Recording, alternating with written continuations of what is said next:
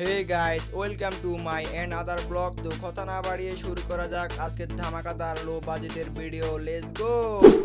লো বাজেটে পিকনিকের জন্য দোকানে এসে দুটো মুরগি বাছাই করে নিলাম, তারপরে এগুলো মাপ দেওয়া হলো। ফাইনালি মুরগি নেওয়া শেষ।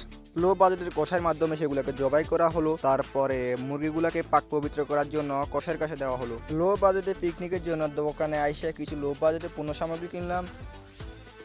আমাদের যেসব জিনিসপত্র দরকার আমরা সেগুলো নিয়ে নিলাম। মূলত আমরা আজকে কিছু ক্ষুধার্ত মানুষের ক্ষুধা মেটাতে চেষ্টা করব। এগুলা হচ্ছে আমাদের পিকনিকের মূল উপকরণ। তারপর অভিজ্ঞ কষাইয়ের মাধ্যমে মুরগিগুলাকে কাটিং পিস করা হলো। আজকে লো বাজেটের মশলা দিয়ে অস্থিরভাবে বিরিয়ানি পাকানো হবে। এরপর আমাদের লো বাজেটের বাবুসি চুলায় আগুন লাগাইয়া দিল। সেটা ভাঙ্গা বিরিয়ানি তৈরি করার জন্য আমাদের লো বাজেটের বাবুসি তার কার্যক্রম শুরু করে দিল। গাইস, বাবুসি তার হাত দিয়ে সব কাম ছাইড়া দিছে।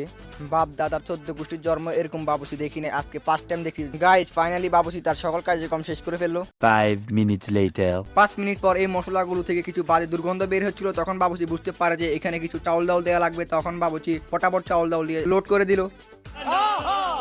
A few minutes later. তো গাইস, ফাইনালি আমাদের লো বাজেটের সেটা ভাঙ্গা বিরিয়ানি রেডি।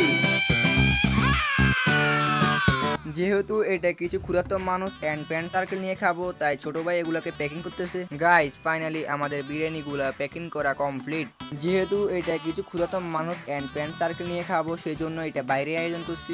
গাইস, মজার ব্যাপারটা এখানে ছিল, আমরা 1 2 3 বলার আগে কোথা থেকে একটা মানুষ এসে একটা প্লেট টান দিয়ে খাওয়া স্টার্ট করে দিল। গাইস, এই হচ্ছে সেই ক্ষুধার্ত ব্যক্তিরা যারা 5 দিন ধরে কিছু খায়নি। আজকে তাদেরকে আমরা বিরিয়ানি বিতরণ করতেছি। গাইস, আমরা লাস্টে ফ্রেন্ড সার্কেল সবাই মিলে আড্ডা দিয়ে এনজয় করলাম। তো আজকের ব্লগটা এই পর্যন্তই। সবাই ভালো থাকবেন, সুস্থ থাকবেন। দেখা হচ্ছে নতুন একটা ভিডিওতে। Good bye.